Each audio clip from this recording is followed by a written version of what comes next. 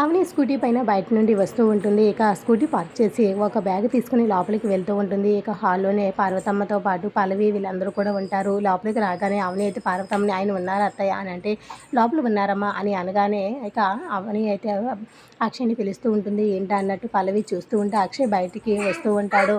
ఇక వచ్చిన తర్వాత ఇదిగోండి ఏమండి ఇదిగోండి బ్యాగ్ తీసుకోండి అని ఇస్తూ ఉంటుంది. తన చేతిలో తెచ్చిన బ్యాగ్తో ఏంటి అవని ఇది అన్నట్టు చూస్తూ ఉంటాడు. ఇవి డబ్బులండి, మీరు ఆ ఫైనాన్సర్కి 50 లక్షలు కట్టేయండి అని చెప్పి ఈ బ్యాగ్ తీసుకోండి అని చెప్పి బ్యాగ్ ఇస్తూ ఉంటుంది. ఇక ఆ డబ్బులు 50 లక్షలు అనేసరికి ఇక అక్షయ్తో పాటు అక్కడ ఉన్న వాళ్ళందరూ కూడా షాక్ అయ్యి తన వైపు అలాగే చూస్తూ ఉండిపోతూ ఉంటారు. ఏంటి అవని ఏం మాట్లాడుతున్నావు, నీకు ఇంత డబ్బు ఎవరిచ్చారు, ఎవరిచ్చారో చెప్పు అని అడుగుతూ ఉంటే పల్లవికి అయితే షాక్తో అసలు మాట్లాడక అలాగే చూస్తూ ఉండిపోతూ ఉంటుంది. అవన్నీ తర్వాత చెప్తానండి, ముందు ఫైనాన్షియర్కి అమౌంట్ కట్టియండి, నేను 50 లక్షలు తెచ్చానంటే అవని మాటలు నమ్మకం అయితే కుదరదు. అక్కడ ఉన్న అక్షయ్కి అయితే ఇక జిప్ ఓపెన్ చేసి డబ్బులు బయటకు తీస్తూ ఉంటాడు.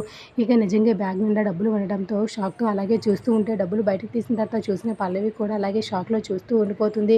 ఇక డబ్బులు చేతిలో పట్టుకొని ఎలా అవని ఇంత డబ్బులు నీకు ఎవరు ఇచ్చారు, నాకు తెలియని వాళ్ళు నీకెవరు ఉన్నారు చెప్పు అని అక్షయ్ నిలదీస్తూ ఉంటాడు. ఆ కమలకి కూడా ఏమీ అర్థం కాక ఇక అలాగే చూస్తూ ఉండిపోతూ ఉంటే అవని అయితే అక్షయ్ షాకింగ్ చూసి అవన్నీ తర్వాత మాట్లాడతాను, మీరు అమౌంట్ కట్టియండి అనేసి ప్రశాంతంగా మాట్లాడుతూ ఉంటుంది. అవని ఎక్కడి నుండి తెచ్చిందో తెలియక అందరూ షాక్లో చూస్తూ ఉండిపోతూ ఉంటారు. అసలు అవనికి 50 లక్షలు ఎవరిచ్చారు, అసలు అక్షయ్కి నిజం చెప్తుందా లేదా కామెంట్ చేయండి అండ్ లైక్ ద వీడియో.